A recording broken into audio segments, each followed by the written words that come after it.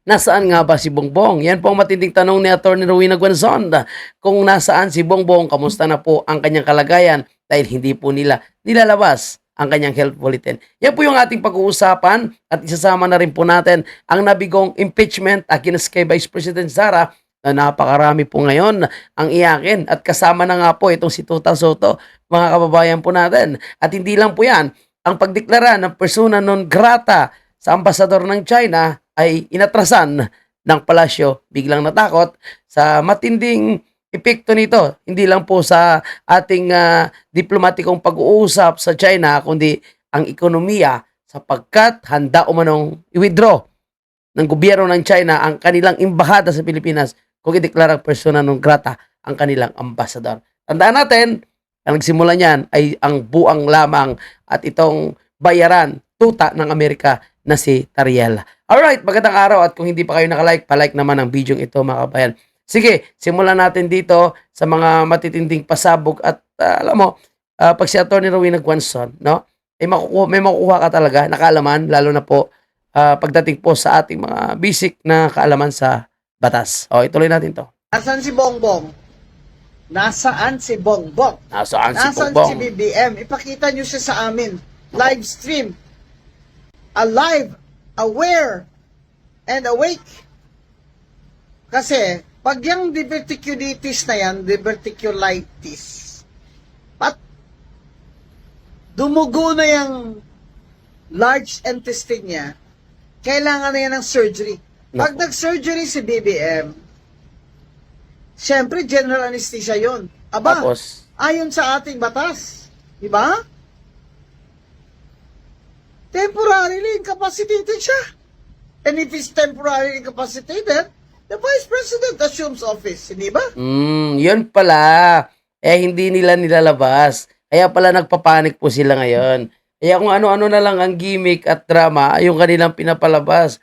Mantakin mo, nagpalabas pa ng isang video si Claire Castro. Kunwari, kausap niya si Bongbong Marcos.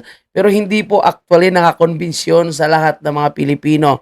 Kundi nagdulot pa ito ng pagdududa na ito po ay gawa-gawang video lamang or sabihin nating gawang internet, no? Dahil obvious masyado ang paraan ng kanilang pakikipag-usap. At may punto pa nga po mga kababayan natin na purang naglalandi na itong si Claire Castro kay Bongbong. Tuloy tayo. Pwede ba yun?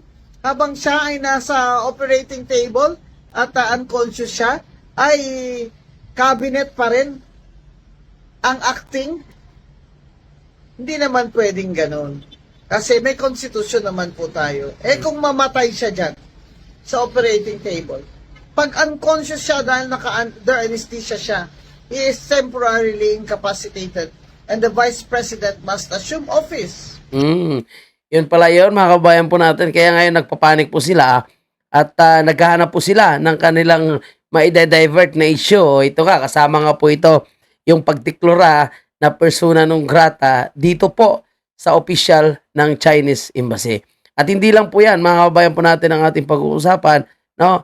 Marami pa, lalo na nasisira sila dito sa usapin po ng impeachment. No? Hindi po sila nagtagumpay dahil ang Supreme Court ay nagpalabas ng kanilang decision with penalty na hindi po pwedeng ma-impeach ito si Vice President Sara at unconstitutional po ang ginawang impeachment sa kanya noong nakaraang taon. Alam mo si Soto, mga kabayan po natin, una niya sinabi na nakakahiya daw po itong mga impeachment na pinafile sa mga opisyal ng gobyerno, lalo na sa dalawang mataas na opisyal. Kasama nga dyan si Vice President Sara at siyempre po si Bongbong Marcos. May impeachment case din ngayon na naka-file. Pero yun lang, impeach me. Hindi naman po yun na impeachment, kundi impeach me, yung i-final kay Bongbong Marcos. So, wala namang kwenta yon kung tutuusin mga kababayan po natin. Pero itong si Tuta Soto, galit na galit po mga kababayan po natin. At tila ba kini-question pa itong si Tuta Soto, mga kababayan po natin, ang naging desisyon ng Supreme Court. No? Nalulungkot daw po siya dahil binago nga ng Supreme Court, no, yung constitution daw. So, parang hindi niya ito nagustuhan at sinasabi niya nga na nagkaroon ng overreach ng kapangyarihan ang Korte Suprema. Pero mga kababayan po natin, yung mga abogado talaga, yung mga officer of the court, no, ay hindi na sila nagki-question, nirespeto na nila yung naging decision ng Supreme Court dahil kung may magdedesisyon ng pinaka-final, no, kagaya ng mga petition na ipina-file, ay ang Supreme Court. Dahil yun nga, tinaguri ang highest court of the land. Tapos ikaw na senador ka, wala ka namang kaalaman sa batas, wala ka namang, hindi ka naman abogado, isa ka lang artista, no, na mahal si Pipsi Paloma, mga kababayan po natin, dapat manahimik na lang siya. So lumalabas tuloy, nagigil na po itong si Soto na ma-impeach si BP Sara. Nakita natin, no? Kaya yung kanilang mga sinasabi na susundin nila yung due process, tatalima sila sa batas. Pag tatalima po ba ito na kailangan mong questionin ang naging desisyon ng highest court of the land. So itong si Tota Soto, obvious masyado, no? Kasi nangangarap po ito, mga kabayan po natin, na maging presidente.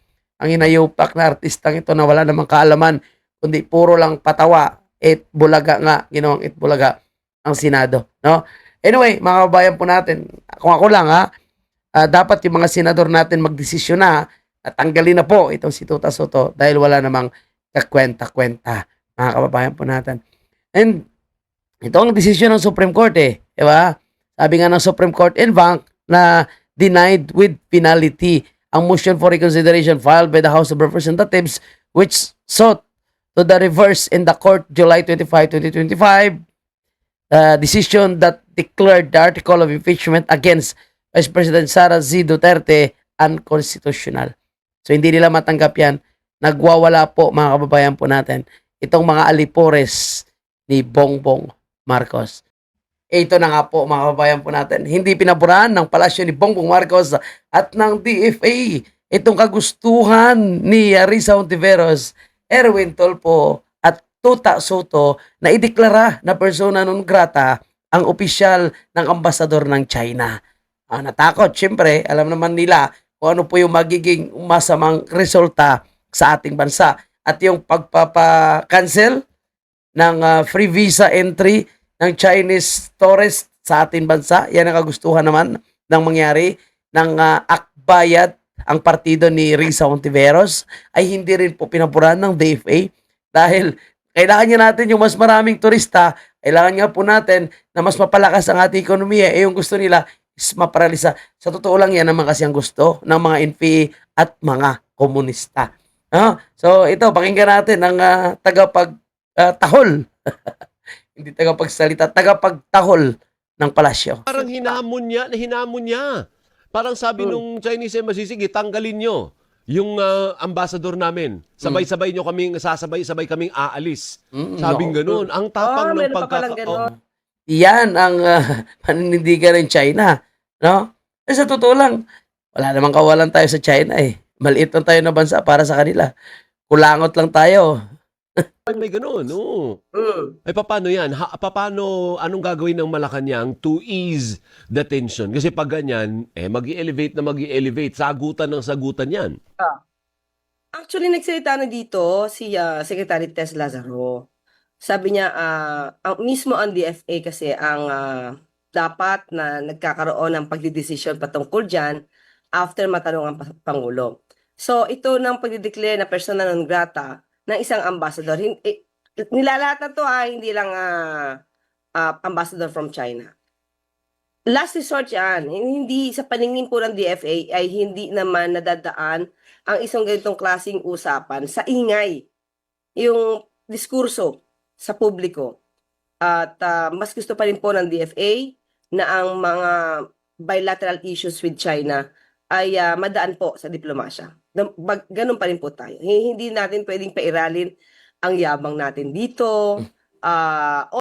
Di ba? Kasi ang yayabang Yabang ni Tariela. Yabang ni Claire Castro. Pero ngayon po, no, hindi daw po natin pwedeng pairalin yung ating yabang. Kasi alam nila, no, na matindi po ang balik nito sa ekonomiya ng ating bansa. Although nasasaktan, definitely maraming mga Pilipino nasasaktan kasama na tayo. Putsang ina ka, hindi kami kasama diyan, kayo lang. tayo. Pero usapin po kasi 'to ng dalawang bansa na hindi po nadadaan sa ganitong klaseng mga diskurso. So kung gano'n po ang pinapakita ng China, hindi po siguro tayo dapat maging gano'n din. Paano kasi, sino ba yung nag-ikot sa mga eskwelahan at bastusin ng presidente ng ibang bansa? Kahit sino namang bansa, magagalit talaga, binabastos ang kanilang leader. Di ba? Oh, yung presidente kaya na bangag, bastusin din ng ibang bansa, di ba? Hindi kayo magagalit din kayo? Tapos kapag sumagot sa'yo, idideklara kayong persona non grata. Ano kayong mararamdaman nyo? Sabagay, madali lang sa ibang bansa na ideklara tayong persona non grata dahil kumbaga, hindi naman nila tayo kailangan. Ang Pilipinas ang nangangailangan ng malalaking bansa. Lalo na po ang China. Diba? Sentro po sila ng ekonomiya ngayon. Ay kailangan natin ng China, kailangan natin makikipagkaibigan. Kayo, panggulo naman kayo ng panggulo, di ba? Naniniwala naman kayo sa mga propaganda ng mga NPA, propaganda ng mga miyembro ng komunista.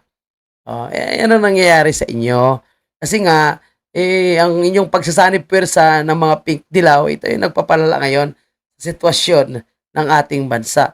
Kaya yan si Bongbong Marcos, dapat ilabas niya na ang kanyang tunay na kalusugan. Dahil tinan mo nagkakagulo na dahil hindi nga siya makapag-desisyon ng maayos, hindi siya makapag-isip kung ano yung mas makakaganda sa ating bansa. Ay nangyari, sino-sino lang yung nagdidesisyon, sabi nga ni Amy Marcos, napakarami daw po dyan yung mga alipores ni Bongbong Marcos na gumagawa ng kanilang sariling desisyon at piling presidente pa. Ito yung nangyayari sa ating bansa, gulo-gulo. Ang dami nagdidesisyon. Okay, so suffice it to say, hindi idideklarang persona non grata ang sino man sa Chinese Embassy sa Pilipinas.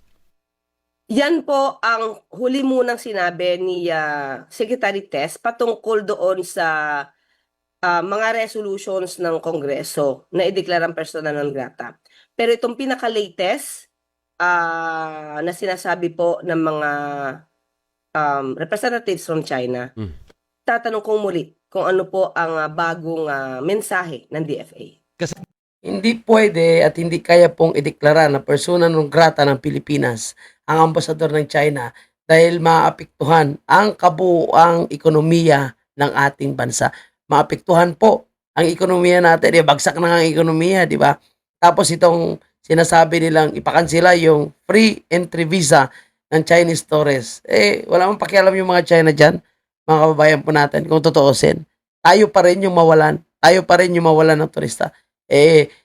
Minomodel na nga ngayon ni Prasco yung kanyang pagpumuka sa lahat na lang ng mga magazine para pumunta yung mga turista, wala pa rin Ngayon, no, maging sunod-sunuran din sila doon sa kagustuhan ni Risa Hontiveros na ideklarang persona non grata ang opisyal ng China at tanggalin ang free visa entry. Lalo silang malulugbok. Sila yung kawawa, no? Sila yung lalong kawawa. Bakit? Kasi sinasabing sila. No? Kasi wala silang mananakaw. Kaya kailangan maraming perang pumapasok sa Pilipinas para marami po silang manakaw. Ito, pakinggan natin ang update naman mula sa N+.